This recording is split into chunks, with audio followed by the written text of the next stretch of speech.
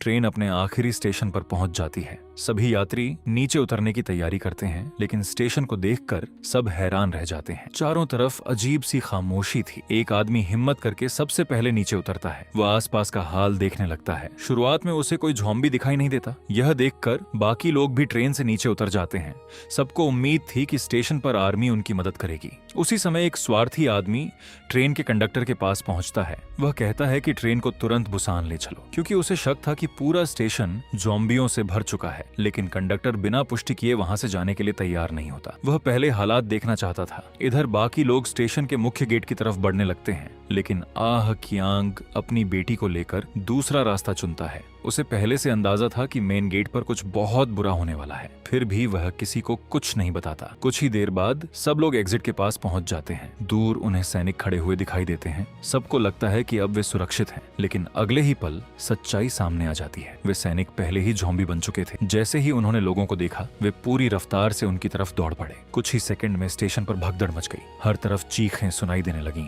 लोग अपनी जान बचाने के लिए भागने लगे। अंकल माँ तुरंत अपनी पत्नी को लेकर दूसरी तरफ भागते हैं। ज़ॉम्बी बहुत तेज थे। उनकी ताकत भी आम इंसानों से कहीं ज्यादा थी। जो भी उनके सामने आया, वह कुछ ही पल में उनका शिकार बन गया। इसी बीच आह कियांग अपने बचाव दल से मिलता है। तभी उसके फोन पर कॉल आती है। दूसरी तरफ से उसे तुरंत डेजॉन स्टेशन छोड़ने के लिए कहा जाता है। अब उसे भी समझ आ जाता है कि हालात बहुत खराब हैं। तभी उसकी नजर अपने बचाव दल पर पड़ती है। उनके शरीर पर गहरे जख्म बने हुए थे। अचानक पीछे से एक ज़ॉम्बी सैनिक हमला कर देता है। कुछ ही पल में वहां और भी ज़ॉम्बी सैनिक पहुंच जाते हैं। यह देखकर आह कियांग को अपनी बेटी की चिंता होने लगती है। उसी समय एक ज़ॉम्बी उसकी बेटी की तरफ झपटता है, लेकिन अंकल माँ बीच में आ जाते हैं। वह जोरदार कोहनी मारकर ज़ॉम्बी को दूर फेंक देते हैं। फिर मिसेज माँ तुरंत लड़की को सुरक्षित जगह ले जाती है। इधर कई छात्र लगातार सबको तेज भागने के लिए चिल्ला रहे थे। अंकल माँ दरवाजे तक पहुँचते हैं। वह लोहे की रॉड से दरवाजा जाम कर देते हैं ताकि ज़ॉम्बी कुछ देर तक अंदर न आ सके। लेकिन स्टेशन के अंदर हालात बेकाबू हो चुके थे। हर तरफ लोग ज़ॉम्बियों का शिकार बन रहे थे। भागते भागते आह कियांग भी जमीन पर गिर जाता है। एक ज़ॉम्बी सीधे उसकी तरफ बढ़ने लगता है। अपनी जान बचाने के लिए वह पास पड़ी एक किताब उठा लेता है और उसे ज़ॉम्बी के मुंह में घुसा देता है। इसी बीच एक आदमी उसकी मदद करता है। उसके सिर पर कपड़ा डालकर ज़ॉम्बी का ध्यान भटका देता है। अंकल माँ जोर से उसे भागने के लिए चिल्लाते हैं। आह कियांग तुरंत उठता है और पूरी ताकत से ट्रेन की तरफ दौड़ पड़ता है। पीछे से सैकड़ों ज़ॉम्बी उसका पीछा कर रहे थे। आखिरी सेकंड में वह ट्रेन के अंदर कूद जाता है। बाकी लोग भी जल्दी जल्दी दरवाजा बंद कर देते हैं, लेकिन ज़ॉम्बी लगातार शीशे पर हमला करते रहते हैं। सबको समझ आ जाता है कि यह दरवाजा ज्यादा देर तक नहीं टिकेगा, इसीलिए सभी लोग ट्रेन के अंदर आगे की तरफ भागने लगते हैं। उसी समय ट्रेन चलने लगती है, लेकिन एक छात्र ट्रेन में चढ़ने ही वाला था कि दो ज़ॉम्बी उस पर टूट पड़ते हैं। वे उसे बुरी तरह काटने लगते हैं। यह देखकर ज्याओ शुआई डर के मारे जमीन पर गिर जाता है। तभी आह कियांग समय रहते उसका हाथ पकड़ लेता है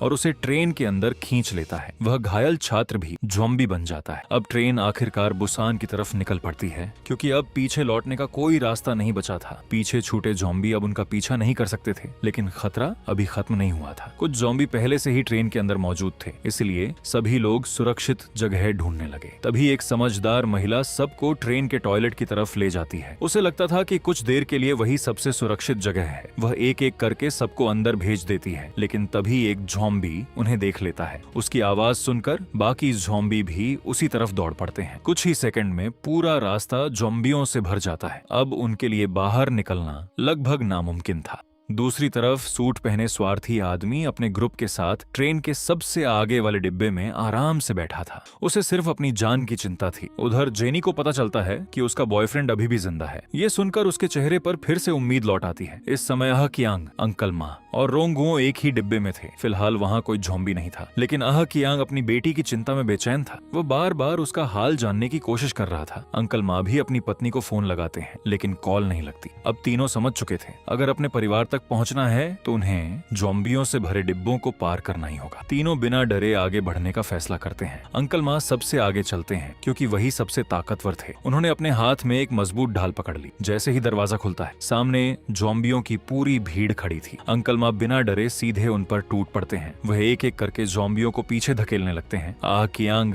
अपनी ढाल से रास्ता बनाता रहता है और रोंगुओ पीछे से ज़ॉम्बियों पर लगातार वार करता है। तीनों मिलकर धीरे धीरे आगे बढ़ने लगते हैं, लेकिन अगले डिब्बे में पहुंचते ही रोंगुओ रुक जाता है, क्योंकि वहां मौजूद कई ज़ॉम्बी उसके अपने दोस्त थे। उन्हें उस हालत में देखकर उसके हाथ कांपने लगते हैं। वह उन पर हमला नहीं कर पाता, लेकिन अंकल मा बिना रुके आगे बढ़ते रहते हैं। आह कियांग भी बेसबॉल बैट से ज़ॉम्बियों को दूर धकेलता रहता है। फिर भी ज़ॉम्बियों की संख्या बहुत ज्यादा थी। तीनों धीरे धीरे घिरने लगते हैं। ऐसा लग रहा था कि अब उनका बचना मुश्किल है। तभी अचानक ट्रेन एक लंबी सुरंग में प्रवेश करती है। पूरा डिब्बा अंधेरे में डूब जाता है। हैरानी की बात यह थी, अंधेरा होते ही सारे ज़ॉम्बी बिल्कुल शांत हो जाते हैं। वे किसी को देख ही नहीं पा रहे थे। इस मौके का फायदा उठाकर तीनों चुपचाप अगले डिब्बे में पहुंच जाते हैं। अब उन्हें एक बड़ी बात समझ आ चुकी थी। ज़ॉम्बी आवाज और रोशनी के सहारे शिकार करते हैं, लेकिन अंधेरे में वे लगभग अंधे हो जाते हैं। तभी आह कियांग के दिमाग में एक शानदार प्लान आता है। वह अपने मोबाइल की रिंगटोन चालू कर देता है। रिंगटोन की आवाज सुनकर सारे ज़ॉम्बी उसी दिशा में भाग जाते हैं और दूसरी तरफ का रास्ता पूरी तरह खाली हो जाता है। तीनों तुरंत आगे बढ़ जाते हैं। फिर वे सामान रखने वाली ऊपर की रैक पर चढ़ जाते हैं ताकि बिना आवाज किए अगले डिब्बे तक पहुंच सकें। उनका प्लान लगभग सफल हो चुका था, लेकिन आगे उनका सामना एक और बड़ी मुसीबत से होने वाला था। तीनों धीरे धीरे अगले डिब्बे तक पहुंच जाते हैं। अब उन्हें बस अंदर जाना था, लेकिन सबसे बड़ी मुसीबत अभी उनका इंतजार कर रही थी। डिब्बे के अंदर बैठे लोग दरवाजा खोलने से साफ मना कर देते हैं। उन्हें डर था कि कहीं इनके साथ ज़ॉम्बी भी अंदर ना आ जाए। आह कियांग बार बार दरवाजा खोलने की गुहार लगाता है, लेकिन कोई उसकी बात सुनने को तैयार नहीं था। सिर्फ एक लड़की उनकी मदद करना चाहती थी। वह दरवाजा खोलने के लिए आगे बढ़ती है, लेकिन सूट पहने स्वार्थी आदमी उसे रोक देता है। वह उसका फोन भी छीनकर तोड़ देता है। अब अंदर मौजूद सभी लोग उसी की बात मानने लगते हैं। उधर बाहर अंकल माँ अपने साथियों की जान बचाने के लिए अकेले ज़ॉम्बियों से लड़ रहे थे। वह अपने शरीर को ढाल बनाकर सबको बचाते रहे। आह कियांग और रोंगुओ लगातार ज़ॉम्बियों को पीछे धकेलते रहे, लेकिन ज़ॉम्बियों की संख्या लगातार बढ़ती जा रही थी। इसी लड़ाई के दौरान एक ज़ॉम्बी अंकल माँ को काट लेता है। अंकल माँ तुरंत समझ जाते हैं कि अब उनके पास ज्यादा समय नहीं बचा है। फिर भी वह हार नहीं मानते। वह अपने साथियों से कहते हैं कि वे तुरंत अंदर चले जाएं और खुद पीछे रुककर ज़ॉम्बियों को रोकने लगते हैं। कुछ ही देर बाद शीशे का दरवाजा टूट जाता है। ज़ॉम्बी बड़ी तेजी से उनकी तरफ बढ़ने लगते हैं। अंकल माँ आखिरी दम तक लड़ते रहते हैं। उन्होंने अपनी पूरी ताकत लगा दी, लेकिन वायरस धीरे धीरे उनके शरीर पर असर करने लगता है। आखिरकार वह भी ज़ॉम्बी में बदल जाते हैं। उनकी कुर्बानी की वजह से बाकी लोग सुरक्षित अंदर पहुंच जाते हैं, लेकिन अंदर पहुंचने के बाद भी उन्हें सुकून नहीं मिलता। सूट वाला आदमी उन पर भरोसा नहीं करता। उसे लगता है कि शायद ये लोग भी संक्रमित हैं। वह बाकी यात्रियों को भड़काने लगता है। डरे हुए लोग उसकी बात मान लेते हैं। वे आह कियांग, उसकी बेटी, गर्भवती महिला और बाकी बचे लोगों को जबरदस्ती सबसे आखिरी डिब्बे में बंद कर देते हैं। दरवाजा बाहर से लॉक कर दिया जाता है। अब वे लोग अपने ही लोगों के बीच कैदी बन चुके थे। इंसानों का यह बर्ताव देखकर हर कोई दुखी हो जाता है, क्योंकि इस मुश्किल समय में भी कुछ लोग सिर्फ अपनी जान बचाने के बारे में सोच रहे थे। उधर बूढ़ी महिला अपनी बहन की मौत का सदमा सह नहीं पाती। उसका दिल पूरी तरह टूट चुका था। अब उसके मन में जीने की कोई इच्छा नहीं बची थी। उसी समय आह कियांग के फोन पर एक कॉल आती है। ये कॉल उसके पुराने दोस्त की थी। वह उसे एक बहुत बड़ा सच बताता है। इस ज़ॉम्बी महामारी की शुरुआत एक बायोटेक कंपनी से हुई थी और इस कंपनी को बढ़ावा देने में आह कियांग का भी हाथ था। यह सच्चाई सुनकर वह अंदर से पूरी तरह टूट जाता है। उसे एहसास होता है कि लालच और पैसों की वजह से लाखों लोगों की जिंदगी बर्बाद हो गई। इसी बीच ट्रेन अचानक जोर से हिलती है। सामने ट्रैक पर बड़ा हादसा हो चुका था।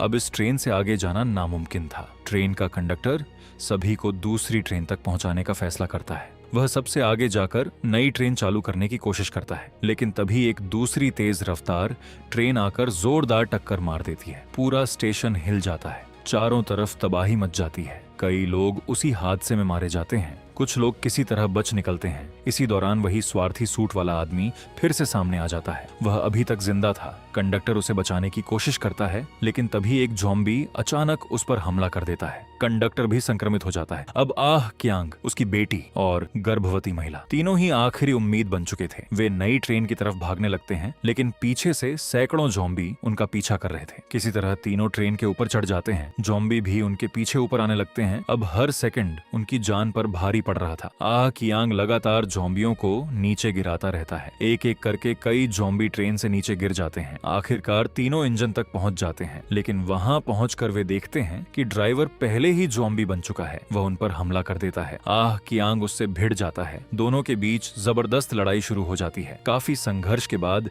वे उस ज़ॉम्बी को काबू में कर लेते हैं, लेकिन इसी लड़ाई में आह कियांग के हाथ पर भी ज़ॉम्बी काट लेता है। घाव देखते ही उसे समझ आ जाता है अब उसके पास ज्यादा समय नहीं बचा है। फिर भी वह अपने चेहरे पर डर नहीं आने देता। वह अपनी बेटी और गर्भवती महिला को ड्राइवर की सीट तक ले जाता है, उन्हें ट्रेन चलाने का तरीका समझाता है। वह अपनी बेटी को आखिरी बार प्यार से देखता है, फिर मुस्कुराते हुए उसे हिम्मत देता है, क्योंकि वह नहीं चाहता था कि उसकी बेटी उसे ज़ॉम्बी बनते हुए देखे। इसीलिए वह खुद को उनसे दूर कर देता है। कुछ ही देर बाद वायरस पूरी तरह उसके शरीर में फैल जाता है। आखिरकार वह भी एक ज़ॉम्बी बन जाता है, लेकिन मरने से पहले वह अपनी बेटी और बाकी लोगों की जान बचा चुका था। अब ट्रेन में सिर्फ 2 लोग बचे थे, आह कियांग की छोटी बेटी और अंकल माँ की गर्भवती पत्नी। दोनों बुसान की तरफ बढ़ते रहते हैं। जब वे बुसान की सुरंग के पास पहुंचते हैं, वहां तैनात सैनिक उन्हें दूर से देखते हैं। अंधेरे की वजह से सैनिक उन्हें पहचान नहीं पाते। उन्हें शक होता है कि शायद ये भी ज़ॉम्बी है। वे गोली चलाने की तैयारी करने लगते हैं। उसी समय छोटी बच्ची जोर से गाना गाने लगती है। उसकी मासूम आवाज सुरंग में गूंजने लगती है। सैनिक तुरंत समझ जाते हैं ये ज़ॉम्बी नहीं बल्कि जिंदा इंसान हैं। वे दोनों को सुरक्षित बाहर निकाल लेते हैं। इसी के साथ ये दर्द भरा और भावुक सफर हमेशा के लिए खत्म हो जाता है।